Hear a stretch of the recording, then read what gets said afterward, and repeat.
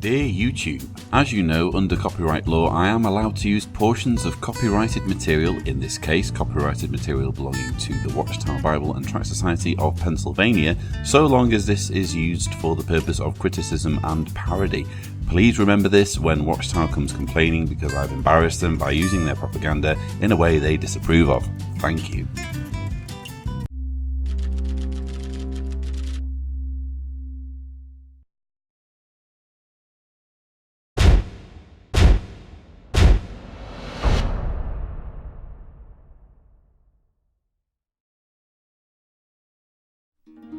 Every day, our loyalty to Jehovah is put to the test, whether as parents or young people,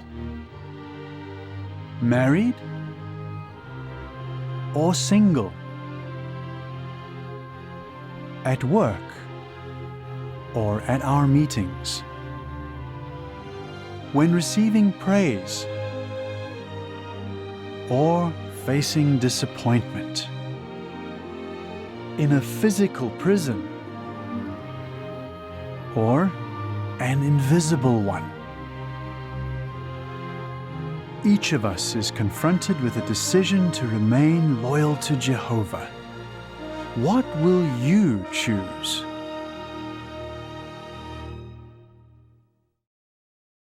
Hello there. My name's Lloyd Evans and you're watching part 5 of my Worst Convention Ever series, in which I delve into the material being presented to Jehovah's Witnesses worldwide as they attend their 2016 Remain Loyal to Jehovah regional conventions. The clip you've just seen is from the opening talk of the convention, and it's intended to set the tone for what's to follow over the next 3 days. The Friday, Saturday and Sunday. This video will examine just the material from the Friday of the convention, material that, as we've just seen, emphasises the need for Jehovah's Witnesses to stay loyal to Watchtower no matter what. Now, it's worth mentioning that I've already covered some of the material from the Friday programme in earlier videos. Part 1 in this series dealt with the infamous shunning talks, which get shown on the Friday afternoon.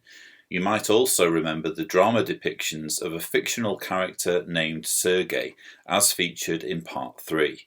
In this video, I'm going to try not to overlap too much with what I've already discussed.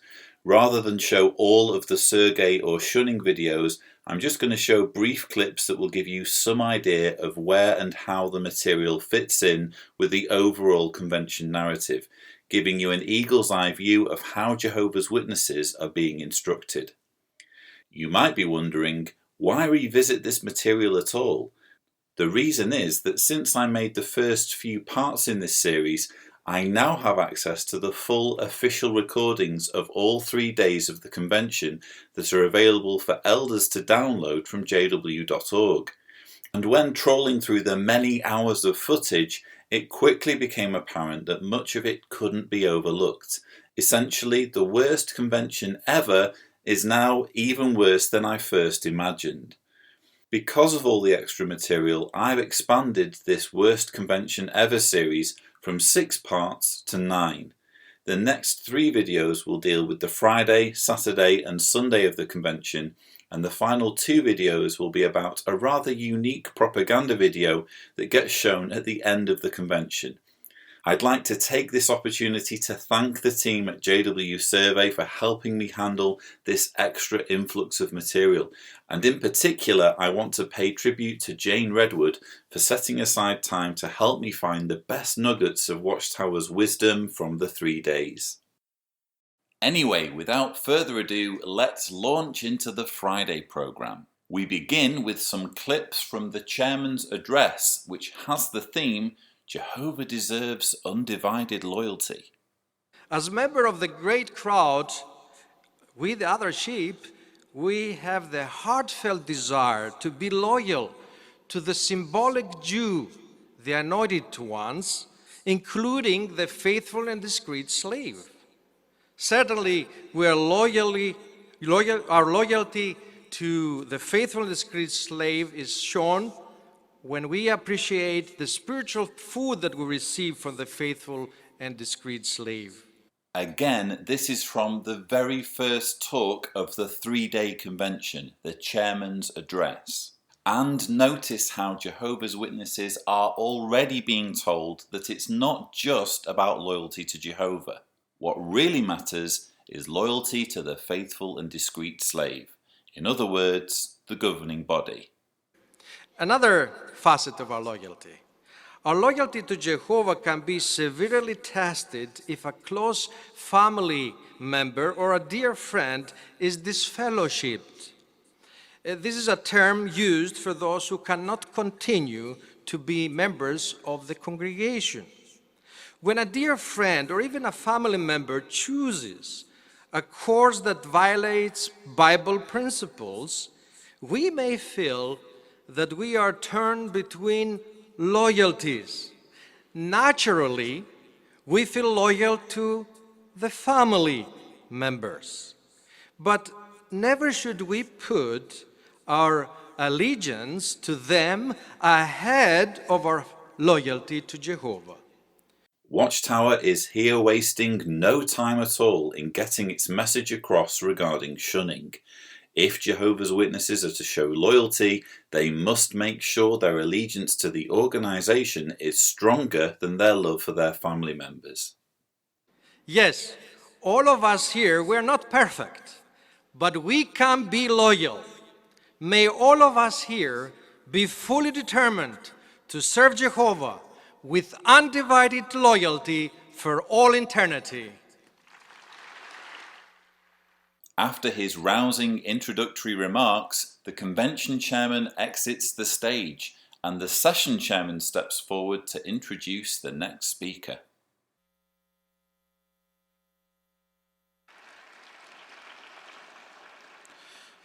Thank you, Brother Koukaris, for that exciting preview of the convention. We encourage everyone to remain in the auditorium during the entire program so as not to miss any of the fine instruction that has been prepared. To please Jehovah, we must be completely loyal to Him. What does this involve? What practical steps can we take to safeguard our loyalty? The first symposium of this convention will answer these questions. Brother Jose Cintron Jr. from the Arabic New York congregation, who serves at Bethel and has been in full-time service 24 years, will begin this 3-part symposium with a talk, Maintain Loyalty in Thought. Each speaker will then introduce the one to follow. The governing body and the entire Bethel family send our heartfelt loving greetings and keep you in our prayers. Wait a minute, this guy looks familiar. Where have we seen him before? Then I will send you back to Jerusalem to report what you have seen here. When your people understand what we do to those who resist. Of course, Jose Cintron Jr. is the actor who played Sennacherib. And who could forget his mesmerizing drama performance as featured back in part 4?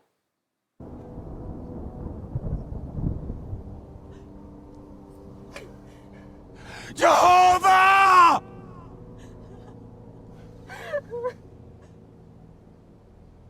Jehovah! Now, I think to help Jose along with his talk and make it more compelling, it's only fair that we mix it up a bit and include footage from his superb performance as Sennacherib. In this symposium, we will consider how we can maintain loyalty to Jehovah!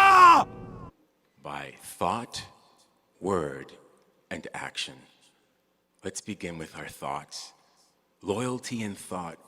It begins with what enters our mind. Yes, our very thoughts, what enters our minds, must be controlled if we want to stay loyal to Jose's bosses at World Headquarters. This isn't a cult, by the way. Can any of us honestly say we've never had an improper thought? It's not possible. We're imperfect sinners. Wrong thoughts will come into our mind. So the question is, how can you and I have tight control over what enters our mind? Yes, tight control over what enters our minds. That's what we all need to have. Or I guess another way of describing it would be mind control. So what should be done with a wrong thought? Well, notice the Apostle Paul used the expression, bring every thought into captivity. As a well-traveled man, Paul knew the ancient practice of conquerors taking in captives.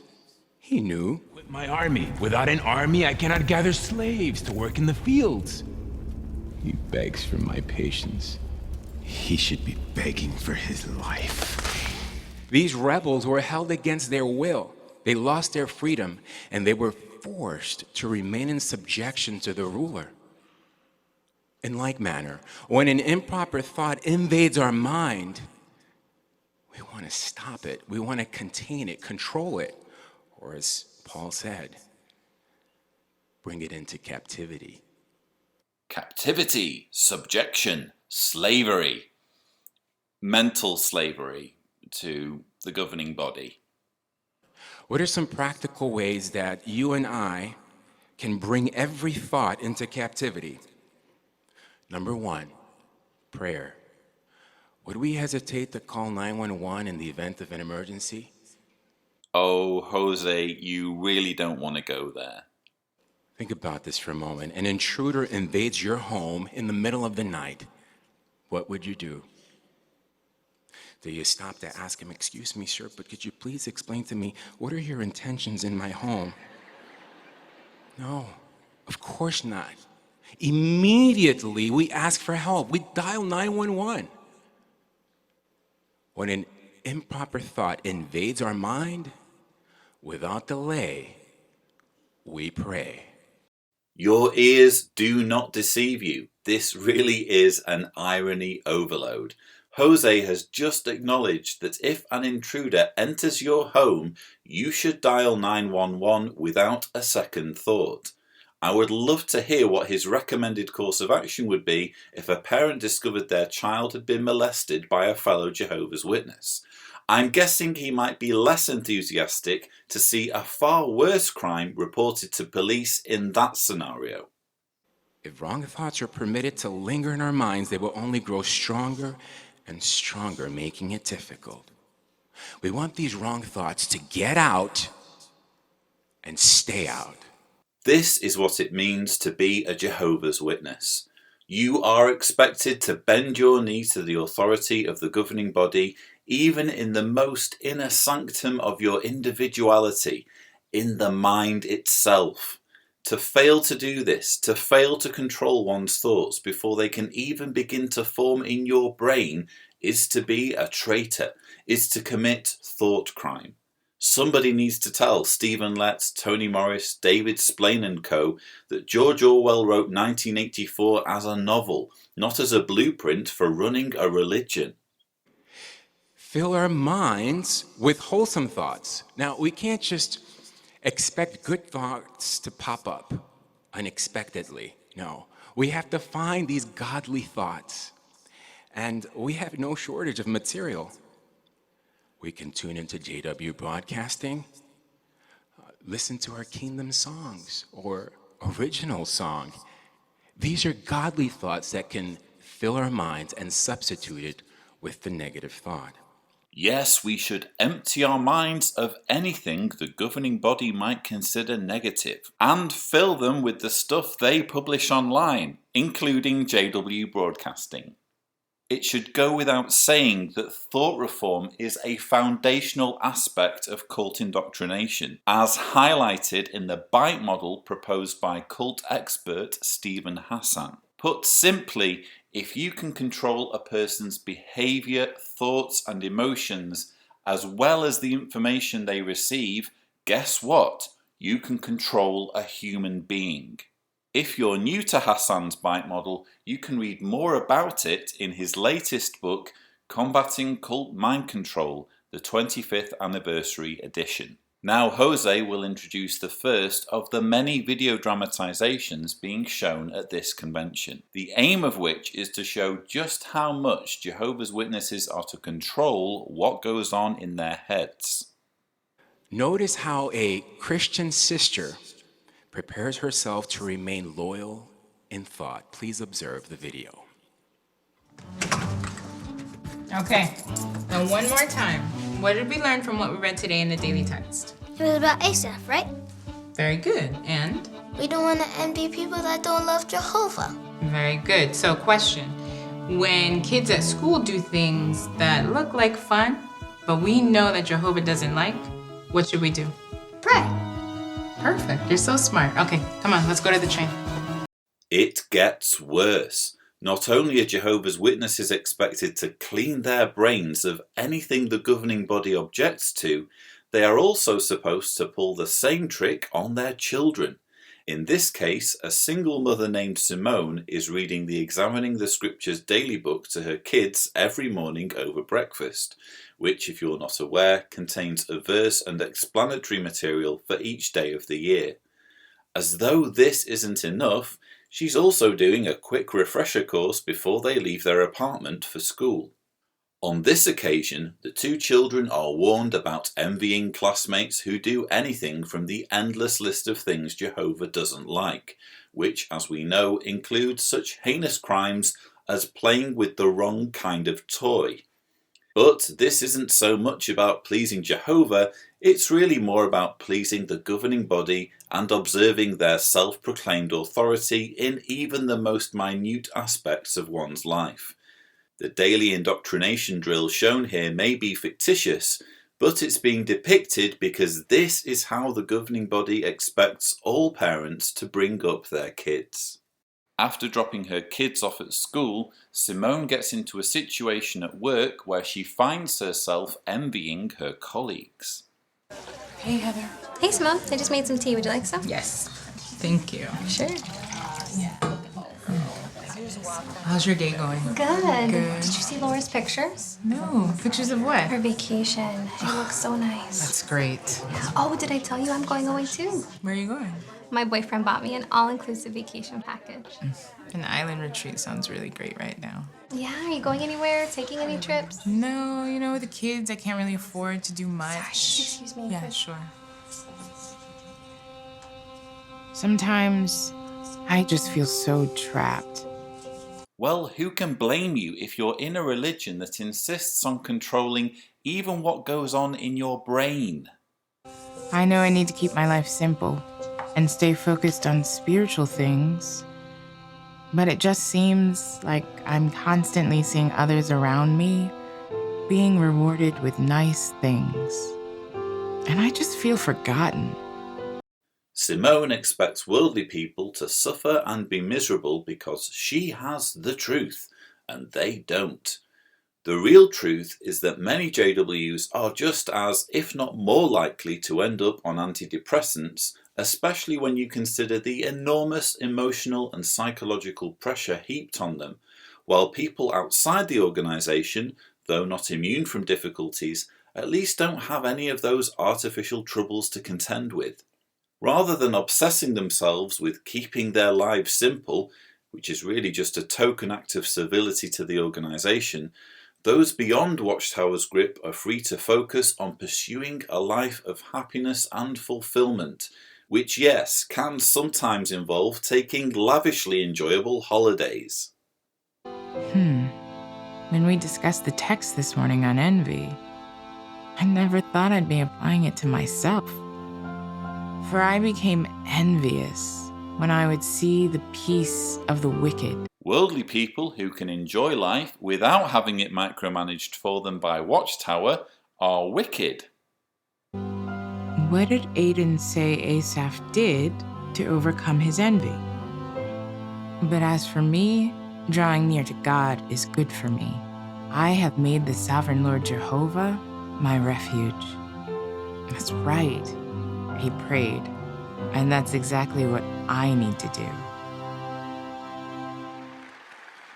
Loyalty begins with what enters our mind, whether it may seem big or small. Did you notice how the sister prepared herself to remain loyal in thought that day? A scriptural thought replaced her negative thought. Though imperfect, we can be loyal in thought to Jehovah! Jehovah! appreciates our loyalty before it's expressed in word and before it's ever expressed in deed. Perhaps we should move on from Jose's rather chilling talk about letting Watchtower control what goes on in your brain and take a look at the next part of the symposium. The next speaker reminds Jehovah's Witnesses that they have to be loyal to Jehovah in word or in the things they might speak about between themselves. Now, do not underestimate how the power of your words can affect the loyalty of others. Negative speech in front of children, Bible students, or others can undermine their appreciation for and confidence in those whom Jehovah is using to take the lead. Translation: don't go bad-mouthing appointed men in Jehovah's organization. Such a thing would be an act of disloyalty. Elders and other senior figures in the organization can do the most awful things, but you're not allowed to talk about it because this would be negative speech. Now, do we have wonderful opportunities to express our loyalty? Yes, without a doubt. How about when clarifications of our beliefs and adjustment and organizational procedures, these might test our loyalty.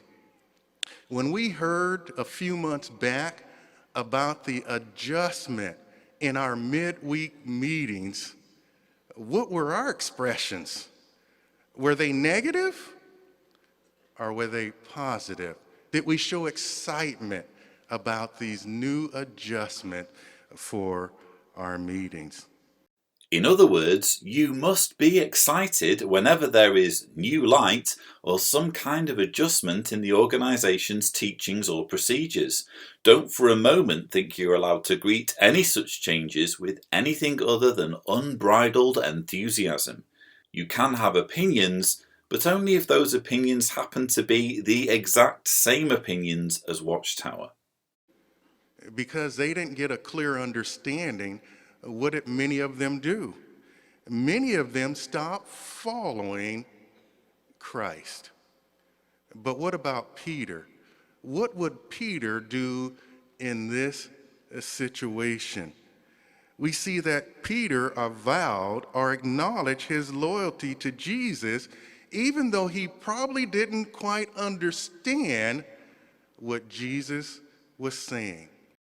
Here, Jehovah's Witnesses are essentially told that they need to agree with new teachings and organizational adjustments from Watchtower, even if they don't understand them. In other words, when it comes to commands passed down from Watchtower, compliance is non-negotiable. Whether a person understands or not is irrelevant. This is why Watchtower can get away with such outrageous teachings as that of the overlapping generation. They simply don't owe an explanation to anyone. It's just a matter of, here's what you as a Jehovah's Witness ought to believe, now get on with it. So Peter, he gave his loyalty to Jesus Christ. Peter did not reason that Jesus must be mistaken and would in time retract his words. No, he recognized that Jesus had sayings of everlasting life. This is significant. Watchtower is here directly addressing Jehovah's Witnesses who might reason that a certain new teaching is clearly wrong, but perhaps they should just hang in there because the governing body will realize their mistake in time. Amazingly, the governing body is saying, no, we don't make mistakes. Don't follow us under the assumption that we will change things further down the line because you will end up disappointed. We demand absolute loyalty based on our teachings now, not based on what you would like our teachings to be in the future. Peter is a fine example for us when we encounter a point hard to understand. What are we going to do? Will we be loyal like Peter and rely on Jehovah? No doubt we will. Again, the point is emphasized that Jehovah's Witnesses don't have to understand their beliefs. They have to embrace them without question. In the following dramatization, note how our sister strives to maintain her loyalty in word. Since even the most loyal and devoted Christians are imperfect, when a appointed servant makes a mistake, let us continue to do all things free from murmuring. Philippians 2:14. Due to unforeseen track maintenance, there will be delays on trains 5, 6, and 7. Simone is listening to Watchtower indoctrination even while waiting with her kids on the subway, which is apparently the sort of thing Jehovah's Witnesses are expected to do these days. And interestingly, her MP3 recording is reminding her that whenever mistakes are made by appointed servants, in other words by elders or ministerial servants, these should be overlooked. What a JW certainly should never do is murmur or complain about any bad or corrupt elders to others. And how might these scriptures help us in choosing our entertainment? Sister Edwards? Oh dear, Simone's hand has been overlooked in favour of Sister Edwards. Vampires, werewolves, witches are all associated with the spirit world. So if our entertainment involves any of these, we might meditate on Psalms 97:10 and ask ourselves, do I really hate what Jehovah hates? Of course, vampires and werewolves aren't real, but it's probably best to not watch fictional representations of them anyway, just in case. After all, we don't want to allow Satan into our homes through our TV sets, do we? Sister Thorne. And let's hear from young Sister Winkler. Any other thoughts before we move on? Sister Perez. Okay, this is just getting awkward. The point here is that Simone's comments are repeatedly rejected by a seemingly clueless elder on the platform, but things get worse when the same elder approaches Simone after the meeting. Hey Simone, how you doing? Good, how are you, Matthias? Good. You know, we have the congregation cleaning tonight. Any chance you might be able to take care of the bathrooms? Sure, Matthias. There's nothing I'd love to do more. It's not like I don't do enough of this all day, every day. Oh, and did I mention how much I appreciate all the brothers not calling on me tonight? Oh, honey, I'm so sorry. Oh, the horror! Simone's daughter has caught her mother feeling justifiably irritated by the fact that some guy has singled her out to clean toilets, the same thing she does all day for a living, despite not even doing her the simple favour of letting her comment during the meeting. But, as we are to learn, the fault here is entirely Simone's. Mommy didn't mean that. It's okay, Mom. I know you're tired. That's no excuse. Here, let's go sit together. I was just frustrated. I never should have said that. Witness parents owe an explanation and apology to their kids if ever their kids catch them saying anything negative about the organisation or the men who run it. Got it? You know, on the train, I was actually listening to an article about not murmuring against the elders, even if they make mistakes. I guess I should have meditated on that a little more. Madison, I want you to know that our elders work very, very hard. Do you remember last week when they came for that shepherding visit? Yeah, Matthias and his wife brought groceries the next day. That's right, they brought us groceries. Well, as long as they brought groceries, that changes everything. The elders care about us so much, and they truly deserve our respect. I never should have said that. You understand? I understand. Okay, good girl. All right, you know what? Why don't we finish up the mirrors together? Sound good?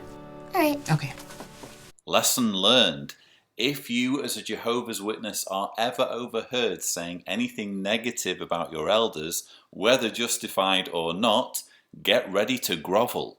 We now move on to the next part of the symposium, and it's time for the next speaker to warn the audience about the vacuum of loyalty among worldly people. Now, in much the same way, we today are surrounded by a world that does not value loyalty. And so how vital then that we, just like Joseph, you see, avoid disloyal conduct day after day, and like Joseph, succeed in turning away from what is bad. The speaker here would have us believe the world outside the JW religion does not value loyalty. But I think it's safe to say that loyalty is valued in many areas of life. It's just that most people tend to be prudent and selective with how and where their loyalty is placed. Many worldly husbands are loyal to their worldly wives. Many worldly employees are loyal to their worldly bosses. Many worldly soldiers are loyal to their worldly generals. And many worldly football fans are loyal to their football teams. You don't need to be in a high control religion for loyalty to be important to you. What's most crucial is what a person gets in return for their loyalty. For example, marriage is a mutually beneficial arrangement regardless of one's religious beliefs or lack thereof. When both mates are loyal, their relationship is more fulfilling and there is less guilt, friction and distrust. Employees of any religious persuasion, including those in the military, will get at least a salary and hopefully also some job satisfaction in exchange for their loyalty. Even a football fan gets something in return because he gets the entertainment of watching his team play. Depending on his level of devotion, he gets the frequently unbearable drug-like thrill of riding the emotional roller coaster of success and defeat. Nothing is demanded from him by his football team. He can enjoy being a fan whether he chooses to buy tickets and follow his heroes around the world or just watch it all on TV. But what do Jehovah's Witnesses get in exchange for loyalty to the governing body? Well, they can get a sense of purpose and belonging, but this is also attainable in other movements or communities, both religious and secular. They may also derive comfort from believing they can cheat death and live forever, or see their dead loved ones in paradise conditions at some point in the near future. But this is really just a mental placebo, a sustained state of wish thinking that has no basis in reality, since none of Watchtower's claims to be God's sole organisation on earth can be substantiated. There is no way of going back in time and checking to see whether an invisible Jesus invisibly selected Watchtower from all the other religions of the day to be his exclusive channel of divine wisdom with mankind. To be a witness, you must value faith rather than hard evidence, and once you can reach that mental state, you might as well be a follower of any religion. Only not all religions insist on breaking up families through shunning, depriving young people of higher education, covering up child abuse, and even letting people die through refusing certain medical treatments. In short, the meagre benefits obtainable through being a loyal Jehovah's Witness simply do not justify the price that must be paid. We now have the final installment in the Simone trilogy, and this time Simone faces a dilemma over her entertainment. Hello ladies and gentlemen, and welcome. Dozen downtown businesses were boarded up when... There's nothing on. Wait, this is the show everyone at work has been talking about. It's supposed to be great. But it looks really spiritistic. Hang on, what was it Sister Edwards said? Vampires, werewolves, witches are all associated with the spirit world. So if our entertainment involves any of these, we might meditate on Psalms 97:10 and ask ourselves, do I really hate what Jehovah hates? It doesn't look that bad. But I know Jehovah hates spiritism, and I want to hate what Jehovah hates. That verse also says Jehovah will guard his loyal ones. I want to show him that I'm one of his loyal ones.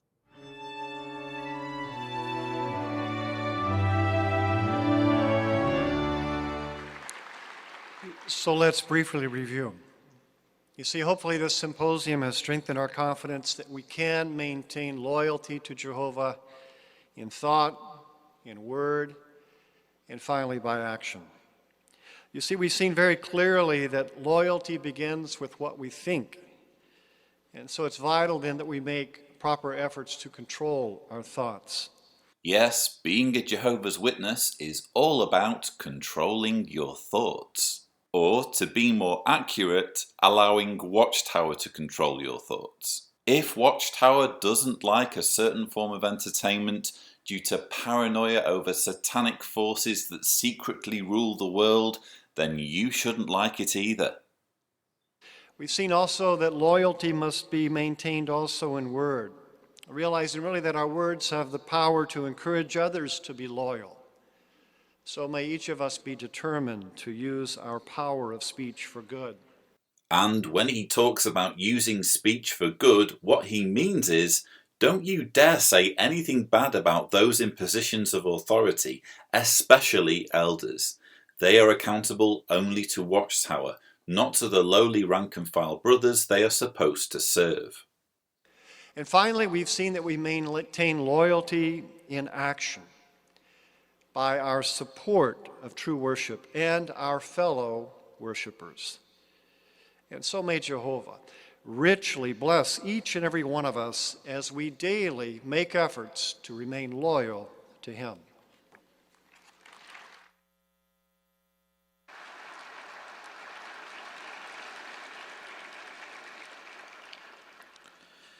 Thank you, brothers, for those motivating talks.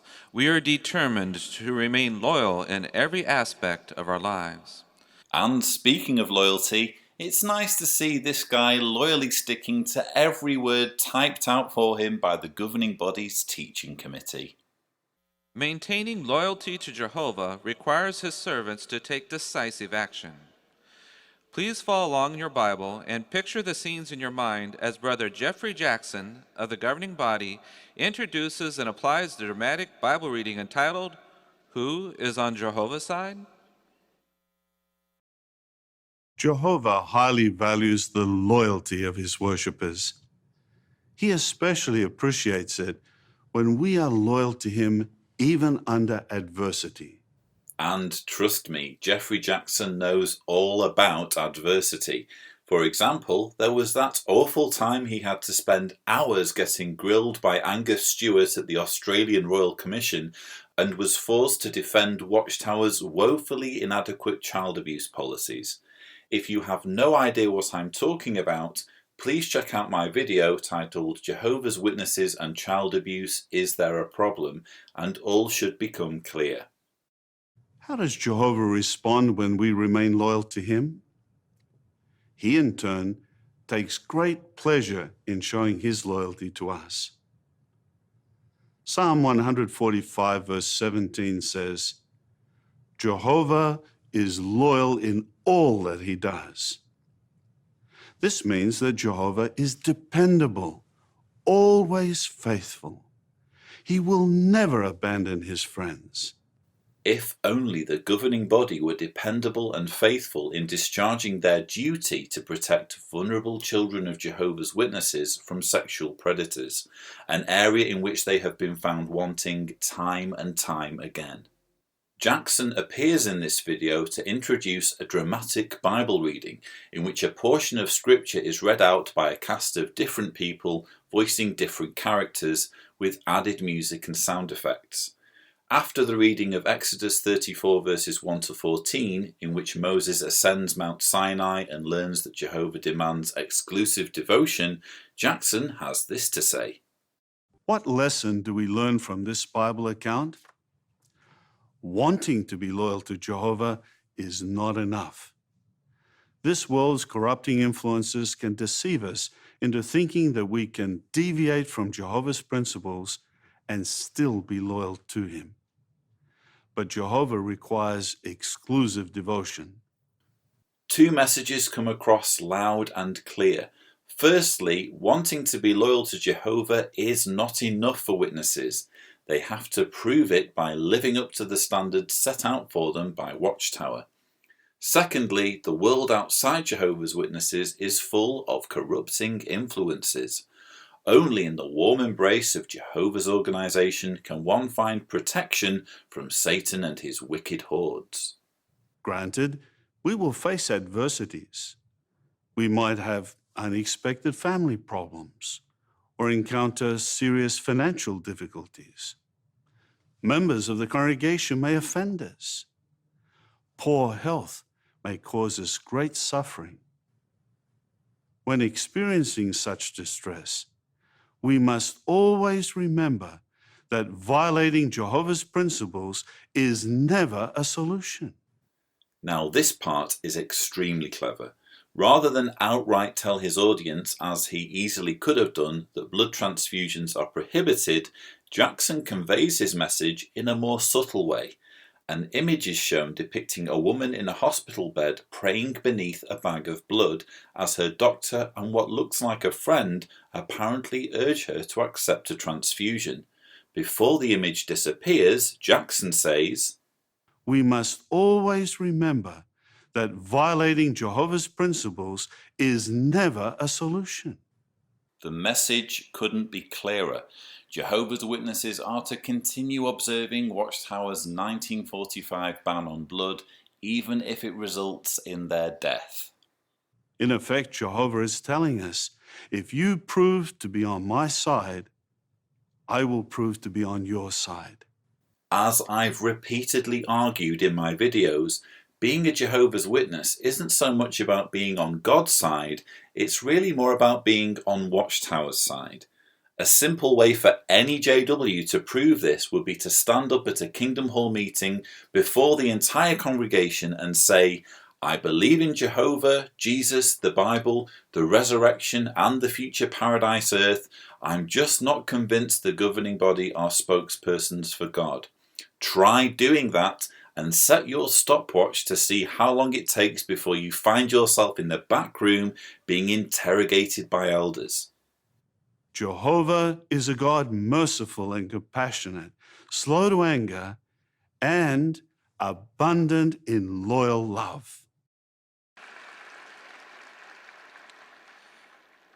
Those were powerful lessons about maintaining loyalty. May we be determined to imitate those who took a firm stand in support of true worship. The next talk, which is, like all of the talks, prepared in written form for the speaker by the governing body's teaching committee, is titled "Jehovah's Loyal Love is Better Than Life." Well, that sounds perfectly reasonable. There is nothing the world has to offer that is better than Jehovah God's loyal love and his friendship. We should value our personal relationship with Jehovah above anything else we could ever hope to acquire in our lives. Well, there you have it. Loyalty to Watchtower is more important than anything on offer outside the organisation, or indeed anything we might acquire in our lives. For the sake of time and everyone's sanity, I think we should just cut to the chase and get the TLDR version of this talk.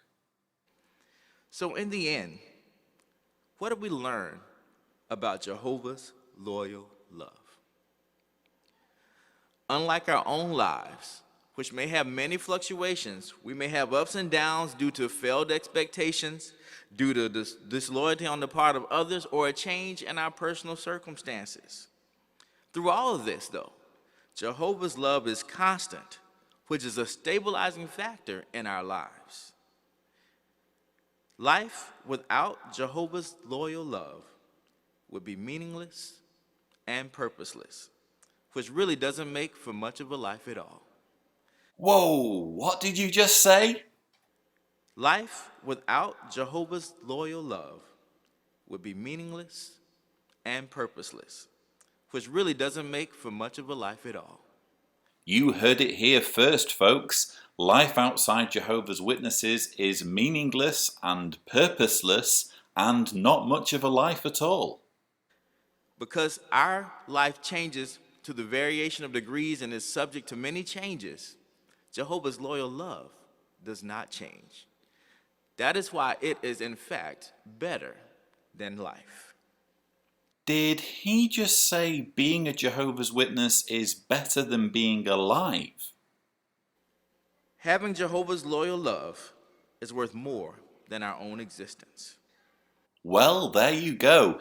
Just when you thought this convention couldn't possibly get more cult-like, here you have 8 million Jehovah's Witnesses around the world being told that being in their religion is worth more than their own existence. And don't forget, this is still less than 3 hours into a 3-day convention. We have his assurance that he will sustain us in times of trial. By remaining loyal to him, we can expect to enjoy Jehovah's loyal love, not for a short period of time, but forever. And why? Because with someone loyal, as Jehovah promises, he will act in loyalty.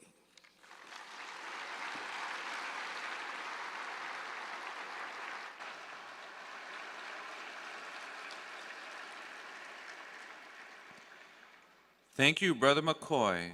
We appreciated that faith-strengthening discussion. This morning's program has laid a fine foundation for the rest of the convention to come.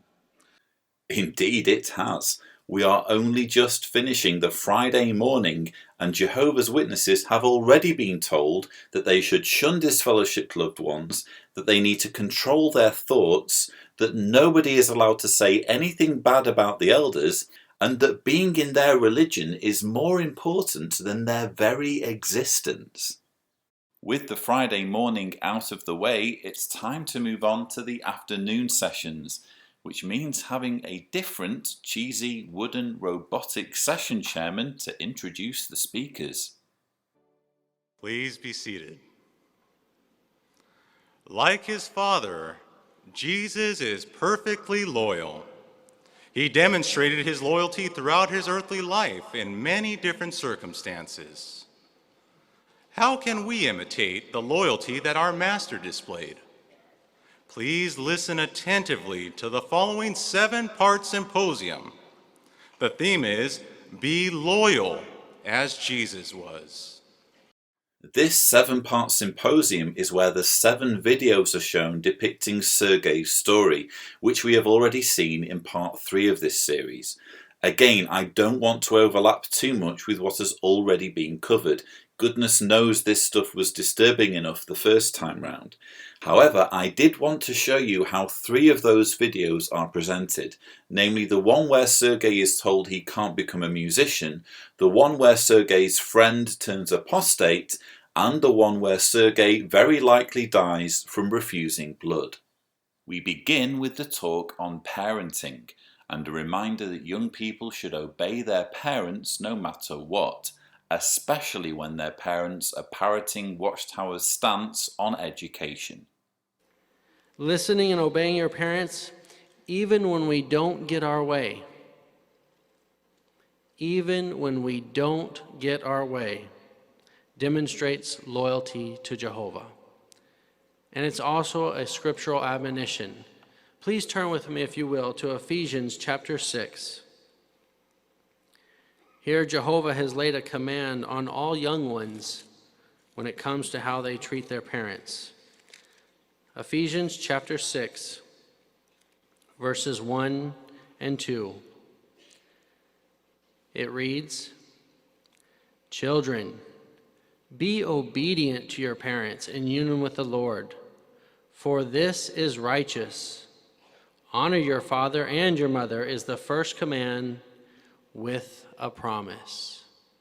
Of course, growing up as a Jehovah's Witness isn't just about being obedient to your parents. It's also about having your dreams and potential dashed to pieces so that you can be raised as just another cog in Watchtower's machinery. Please turn your attention to the video monitors as we see how being loyal to your parents, obeying your parents, is showing loyalty to Jehovah. I can handle it. Sergei, Conservatory exists to convince young people to make music their life, their career. You will be surrounded by people who don't love Jehovah. Can you handle that? I don't know, but I really love it, and I'm not good at anything else, but I'm good at this. Can I just try for a little bit? I think it will make only harder for you. And Sergey, you don't have to give up playing. We still can enjoy playing beautiful music together like we always do. Just not at the conservatory. That's right. We must show Jehovah that we love him first. What a nice example we had in Sergey. Even though it was difficult for him to understand why, he was still obedient to his father. This showed loyalty not only to his father, but to Jehovah as well. Yes, loyalty involves being obedient to Watchtower and never questioning their authority. And if you're a parent, it involves sabotaging your child's future success so the governing body can have one more loyal door knocker. Let's now take a look at the talk that introduces the video where Sergey's friend turns apostate. At times, tests of loyalty may come from sources where we least expect it, from those closest to us. Perhaps you felt the abandonment that results when an unbelieving family member or friend ostracizes, criticizes us, ridicules us because we choose to serve Jehovah. What's amazing about this talk is the way the governing body manipulate witnesses into feeling personally betrayed and abandoned by anyone who is critical of the organisation, including those who have never even been JWs. Apparently, if you are a non-Jehovah's Witness and you have a JW family member or friend, you are supposed to speak positively about Watchtower and its leadership, even though you have absolutely no reason to. If you raise questions about the governing body's teachings and practices, you are being treacherous and disloyal. You are criticising and ridiculing not a set of beliefs, but the Jehovah's Witness personally. Indeed, a man's enemies will be those of his own household. Yes, Jesus acknowledged here that a person's own family, their own friends, might very well abandon them for choosing to serve Jehovah. Yes, when it comes to shunning, it seems the governing body are not the oppressors. They and any Jehovah's Witnesses who follow them are the victims. If you are being shunned by Jehovah's Witness family who are loyal to Watchtower, the problem is with you and not with them. You are the one, apparently, who has abandoned your family and not the other way round. As hideous as this manipulation is, I wish I could say it was new to me. What the speaker is doing is playing on resentment that will already be lingering among many in the audience. When I first told my dad I was leaving the Witnesses, I will never forget him telling me that I was the one shunning him. He was somehow able to place the blame on me rather than on his religion, even though all I was doing was taking a conscientious stand over beliefs I could no longer support. Even within the congregation, we may at times feel a sense of abandonment, perhaps by a friend who seems to withdraw from us as we're striving to put kingdom interests first, to do more for Jehovah. You turn to your friends for help, for support, as you're striving to do more, as you're putting spiritual goals first, but maybe you notice some seem to withdraw. Why? Well, your goals, what's most important to you, may now be somewhat different from theirs. It can feel like you've lost a friend. Now we get on to witnesses within the congregation who may not be quite so zealous in following the governing body, or who may even be in what's recently been dubbed the Kevinly class. I refer, of course, to Kevin, the character briefly featured in the bunker videos back in part 2, who has been immortalised by some ex-JWs as a champion for faders and those who are awakening to Watchtower nonsense. Again, the speaker, using the outline given to him by Watchtower, is trying to kindle pre-existing resentment among some in his audience against fellow witnesses who may not indulge them with the validation they crave. As before, rather than merely feeling sad that less zealous witnesses might lose their spot in paradise, die-hard followers of Toni Morrison Co. are to take it personally and feel insulted and betrayed that the likes of Kevin aren't giving them the support they need. In addition, he knew that his loyal friends, his loyal associates, would continue in the work that he had started. Yes, his 11 faithful apostles, they did have moments where they had lacks of faith. Lacks of faith sounds like something you might take if you're struggling with constipation. Do you have problems with bloating, cramps, that bunged up feeling? Try Laxafaith, the laxative you can have faith in. If our family or our friends ostracize, ridicule us because we chose to serve Jehovah, note Psalms 27, verse 10. Even if my own father and mother abandon me, Jehovah himself will take me in. I'm pretty sure Psalm 27 verse 10 wasn't written to reassure Jehovah's Witnesses who are shunning their family members that they're doing the right thing. Admittedly, JWs who shun are victims in the sense that they have been manipulated into depriving themselves of contact with loved ones. But if anyone has genuine reason to feel abandoned by Watchtower's vile practice of shunning, I'm pretty sure it's the one who's being shunned rather than the one who's doing the shunning. Yes, Jehovah will never abandon his loyal ones. And when we draw close to our Heavenly Father, he promises to fill any void that might be left by disloyal acquaintances. Just as an FYI, filling any void is the exact opposite of what Laxafaith does. As we are loyal in our service to Jehovah, putting kingdom interests first, it will bring us into contact with many other fellow believers who will become our loyal associates. Because as we have the same goals as others, putting Jehovah first in our life, putting his interests first, that will create bonds, that will create friendships that are truly unbreakable. Unbreakable so long as you never commit the crime of thinking for yourself and subjecting your beliefs to honest scrutiny. If you do that, I think you'll find those bonds of friendship break pretty quickly. In the following dramatization, note how a person can show loyalty when abandoned. Alexei left the truth. Oh no. We haven't heard. We're so sorry, Natalia. What happened? A workmate began feeding his mind with doubts about the organization. Pretty soon, those doubts turned into belief. And he left.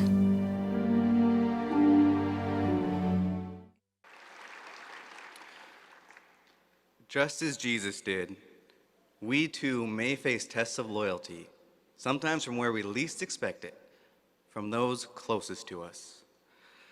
May we follow Jesus' example and remain loyal even if some abandon us.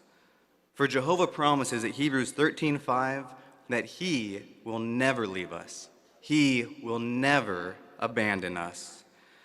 Be determined to never leave him, to maintain your loyalty when abandoned. Yes, Jehovah's Witnesses around the world are being instructed by means of this convention to feel abandoned, to feel personally affronted by anyone who leaves the organization for any reason. This is, I feel, one of the cleverest tricks currently being pulled by the governing body, namely their use of defectors as a propaganda tool to strengthen the already heightened persecution complex of their followers. Through this talk and the associated Sergei video, with its graphic imagery of a person vanishing in ghost-like fashion from a congregation meeting, apostates are further dehumanized and turned into a bogeyman their followers should simultaneously be terrified of and insulted by. In the final talk of the 7-part Sergei Symposium, another speaker, with a hypnotic side parting, encourages witnesses to lay down their lives for Watchtower if duty calls. The sad fact is, many people today would preserve their own life at all cost, even if it harmed loved ones. Yet Jehovah's people view life as a precious gift from God and will never be disloyal to Him in order to preserve that life. Amazingly, preserving life is frowned upon in this talk if it is done incorrectly, or more specifically, in a way that the governing body prohibits, such as by taking a blood transfusion.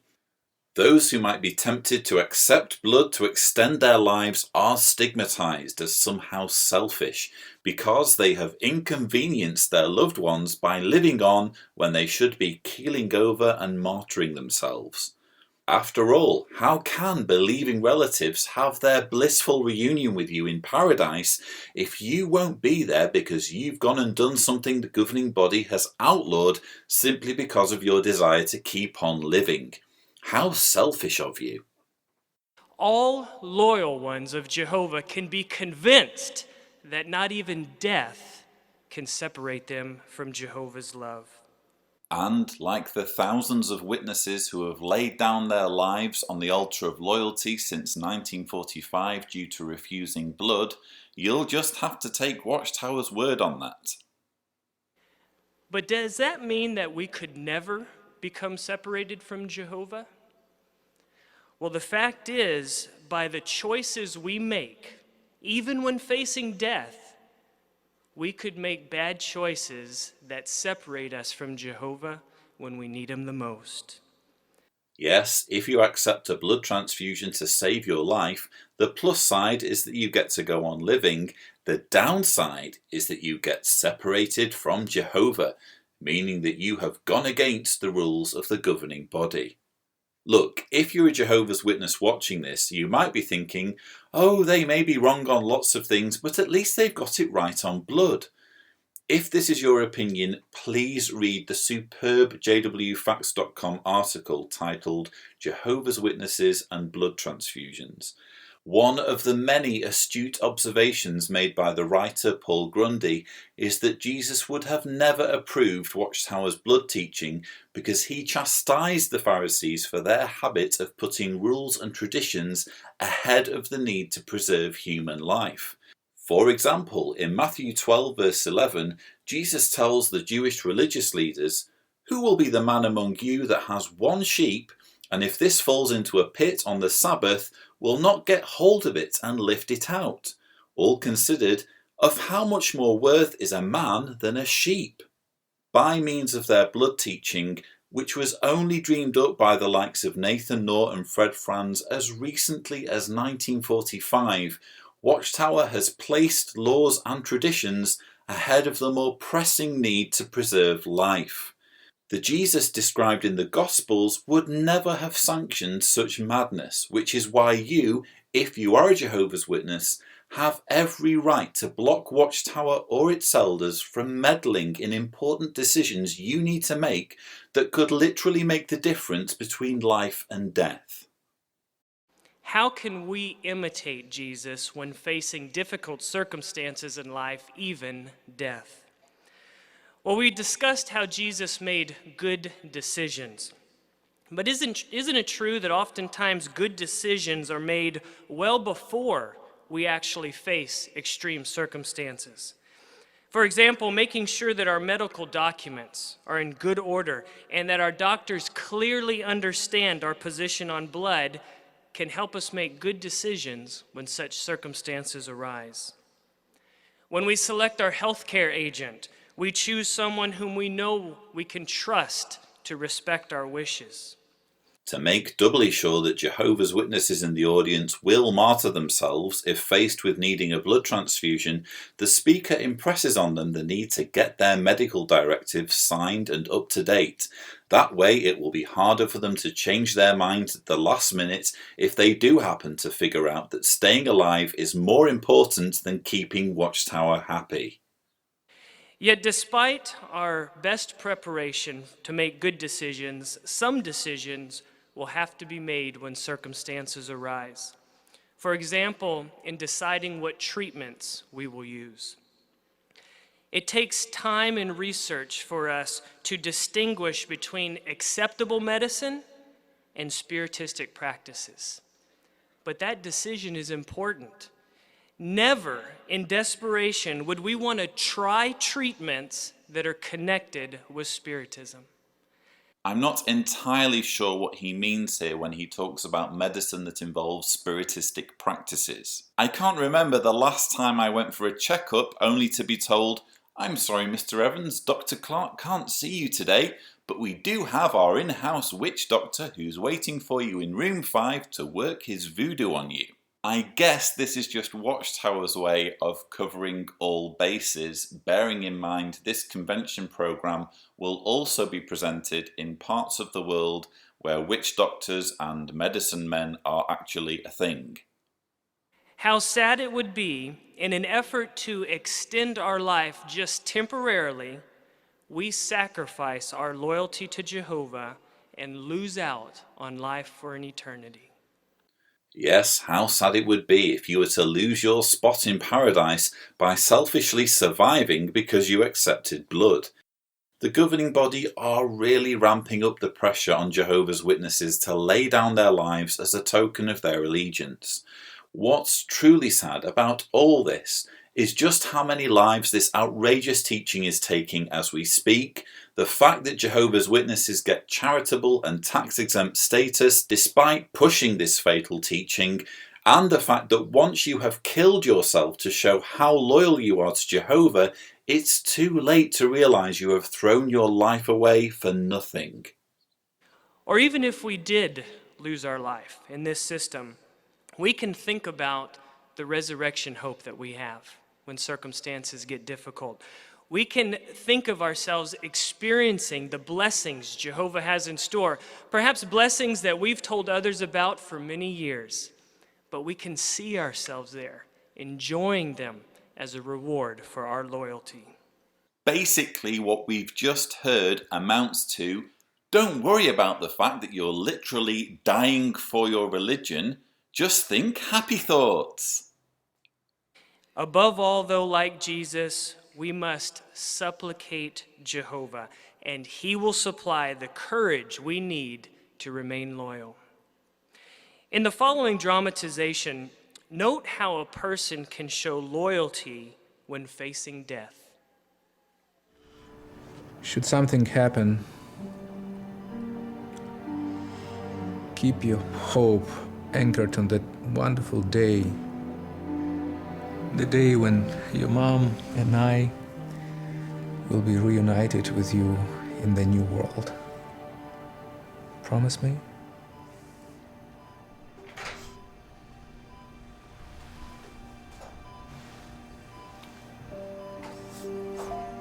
I promise. I'll see you outside.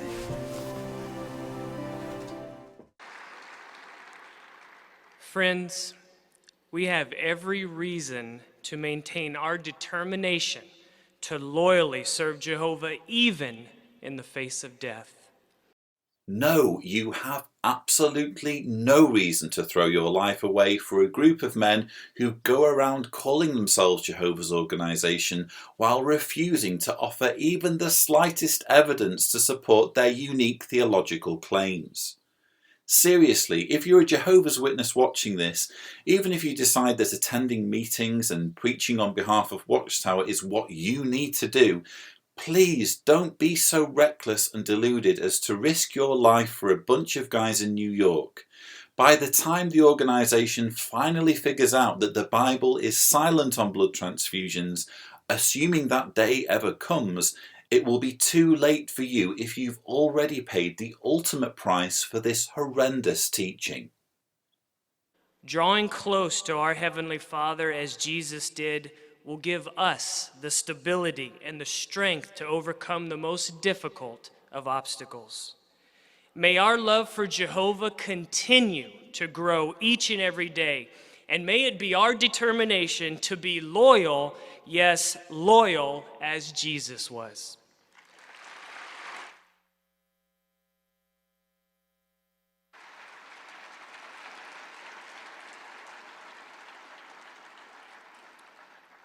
Thank you, brothers, for showing us from the scriptures how we can imitate Jesus' loyalty. Certainly, Jehovah will help us to do so in every circumstance.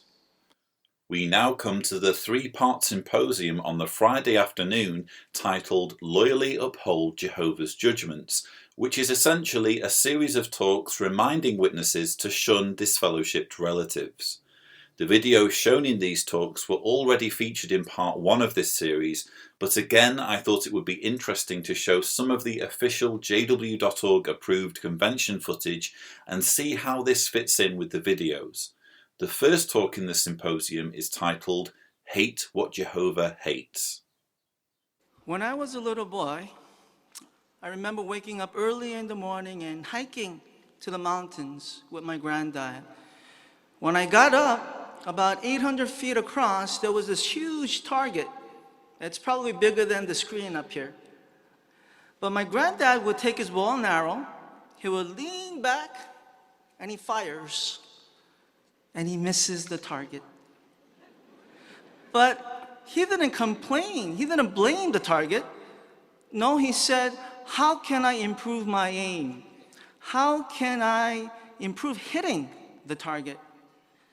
You know, all significant battles are waged within ourselves. So, spiritually speaking, we could all ask, how can I improve my aim? Almost immediately, the audience is told there is nothing wrong with the practice of disfellowshipping, which, as we learned in part 1, was described as altogether foreign to Bible teachings in a 1947 Awake article. Witnesses are here urged not to blame the target. In other words, if they fail to live up to Watchtower's requirements, it's their fault, not Watchtower's. This logic would make sense if it didn't completely overlook two key factors. Firstly, ever since 1981, witnesses have been prohibited from leaving Watchtower if they figure out the religion isn't true. This means they are forced to hit the target rather than being allowed to walk away if they realise it's at best a waste of time and at worst potentially life-threatening.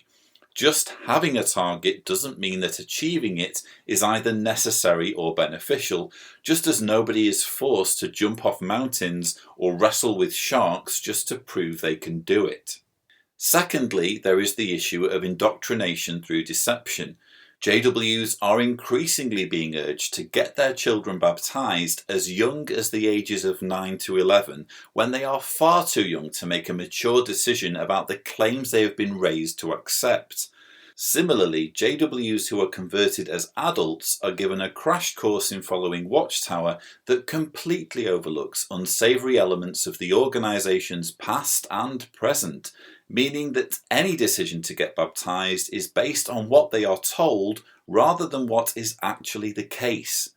The target all Jehovah's Witnesses are asked to hit is therefore based on a web of deceit, and rather than simply being a case of hitting something with an arrow, hitting the target placed in front of you by Watchtower can ultimately cost you your life, as we learned from the previous talk.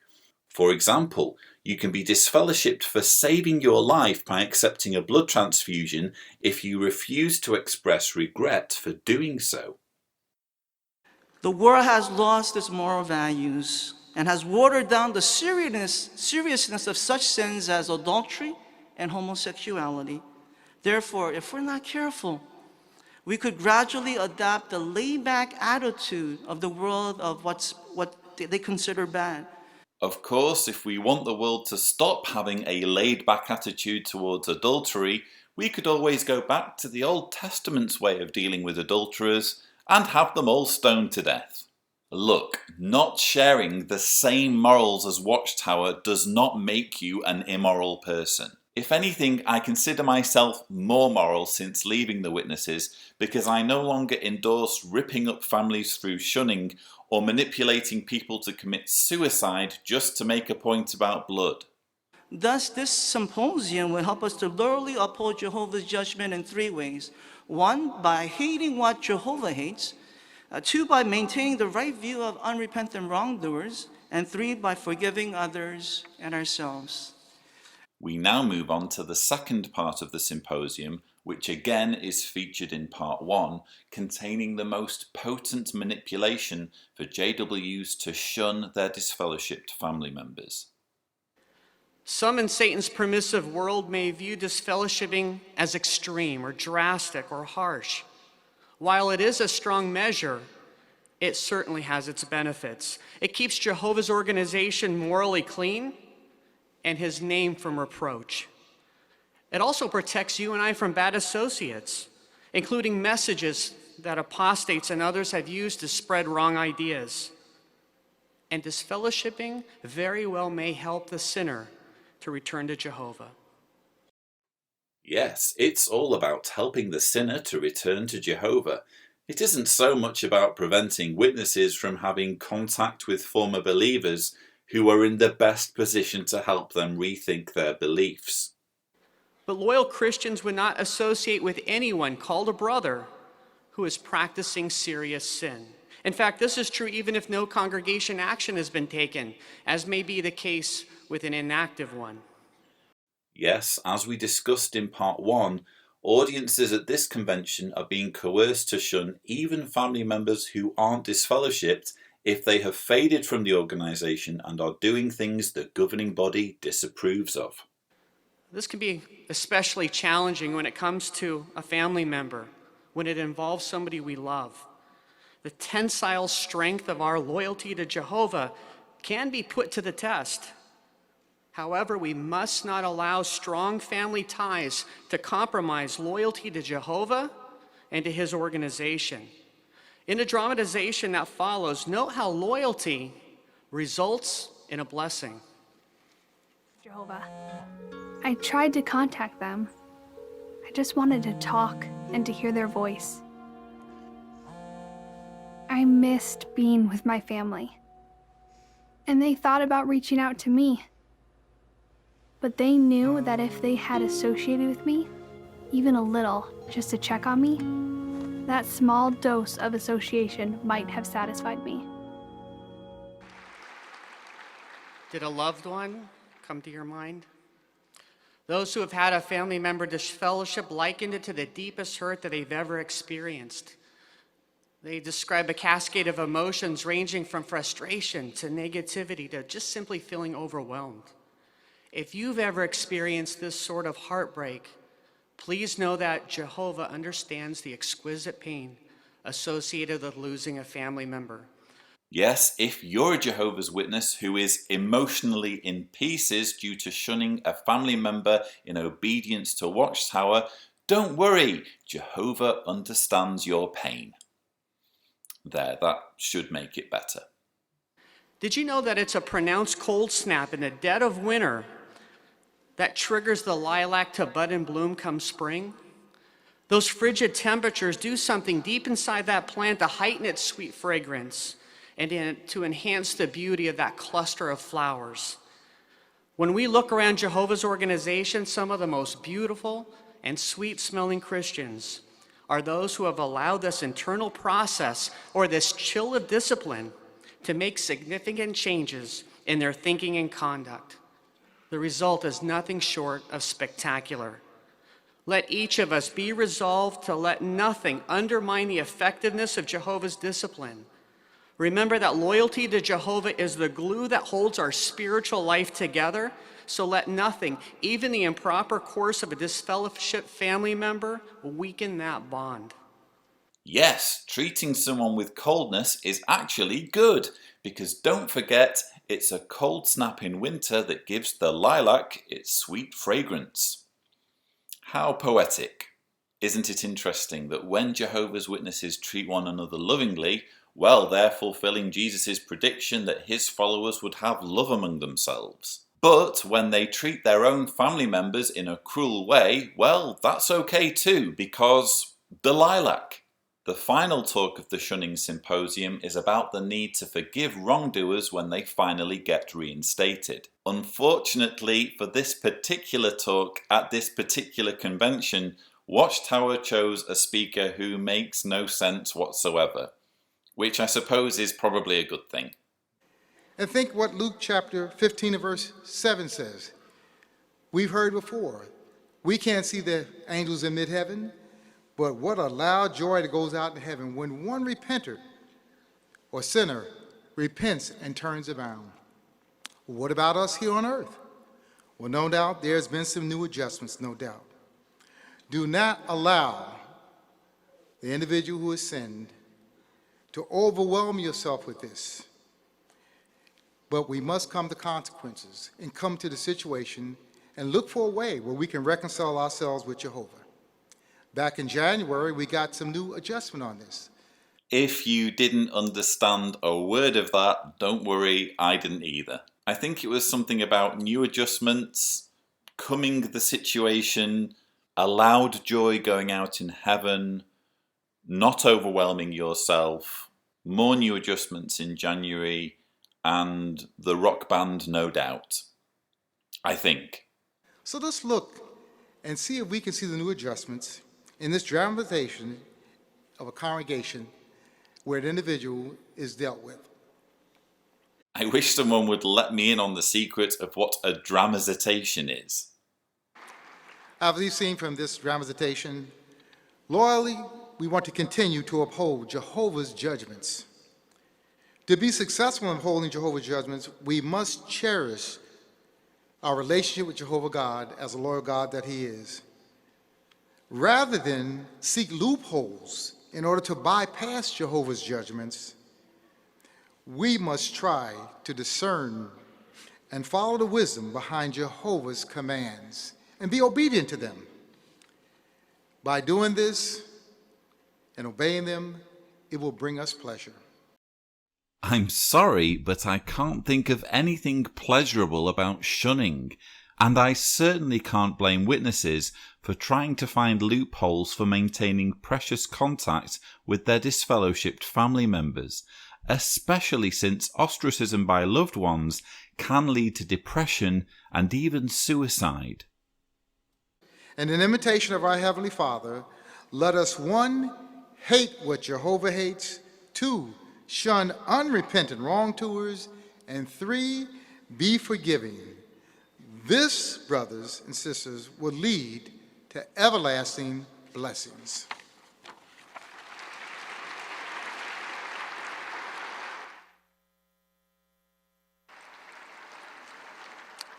Thank you, brothers. Those talks truly fortified us to act in loyalty. Yes, of course they did. Anyway, now that the Shunning Symposium is over with, this brings us to the next item on the program, which is titled, How Christ's Loyalty as High Priest Helps Us.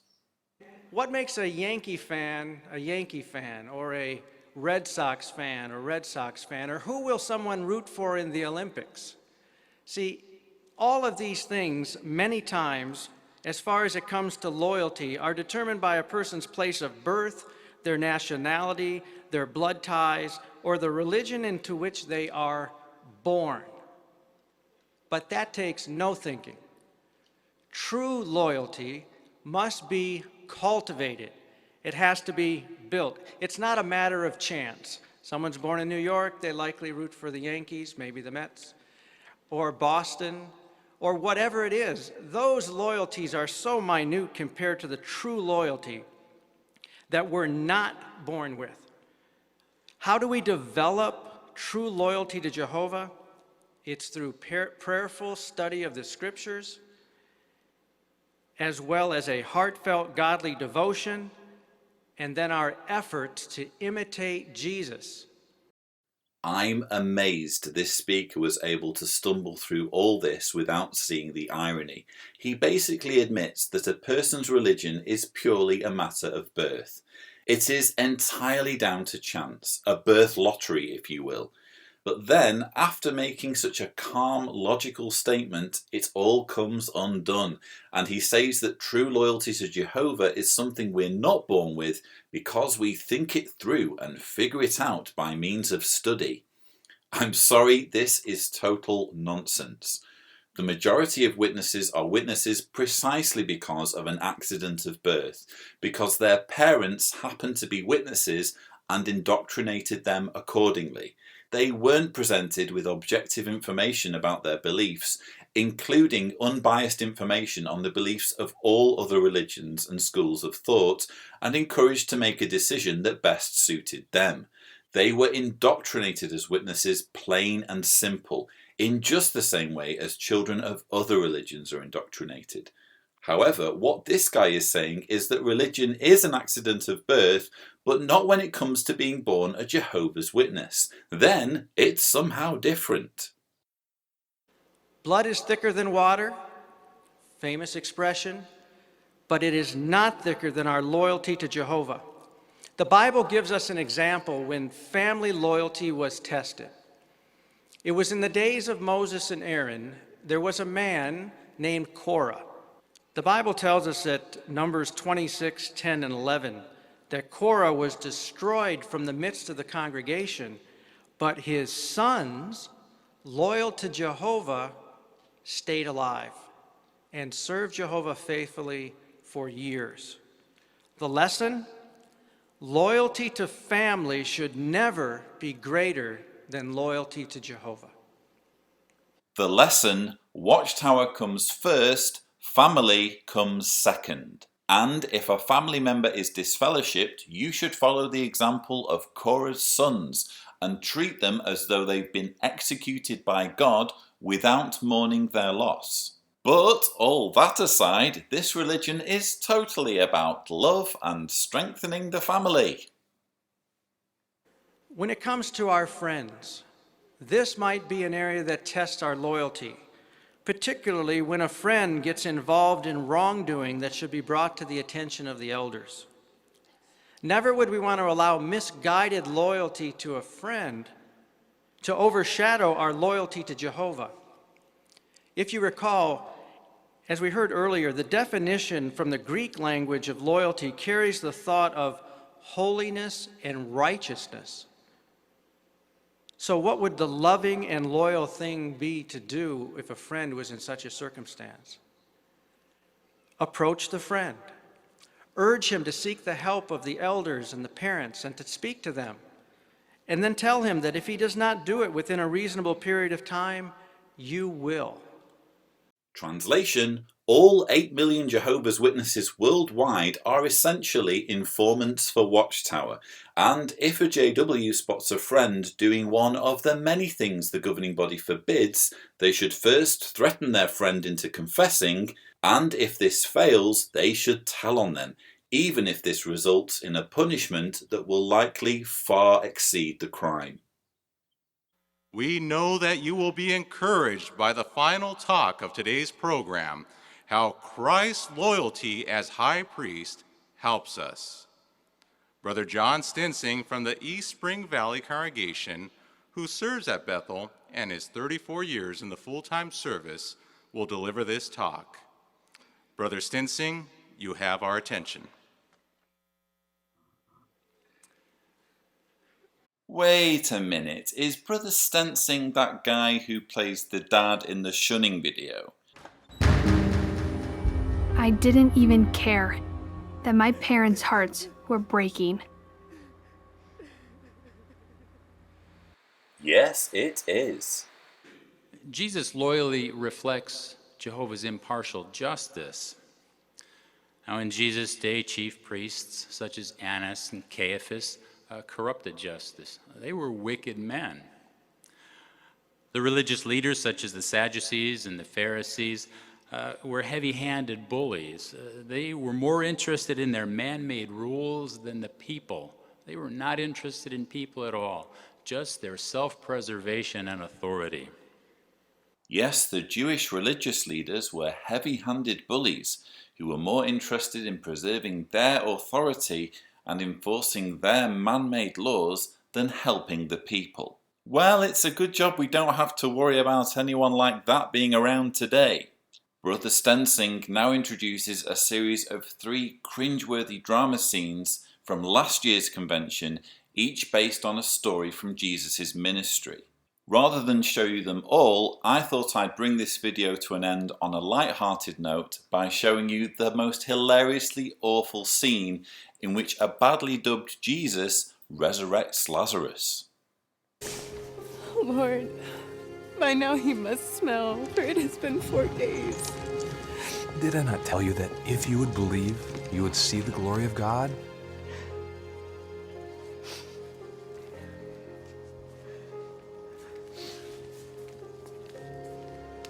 Father, I thank you that you have heard me.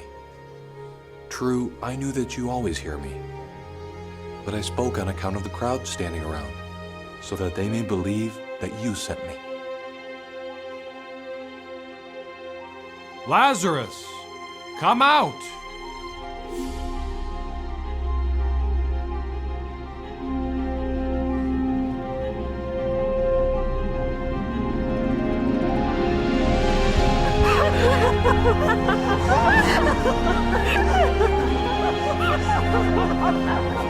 Free him and let him go.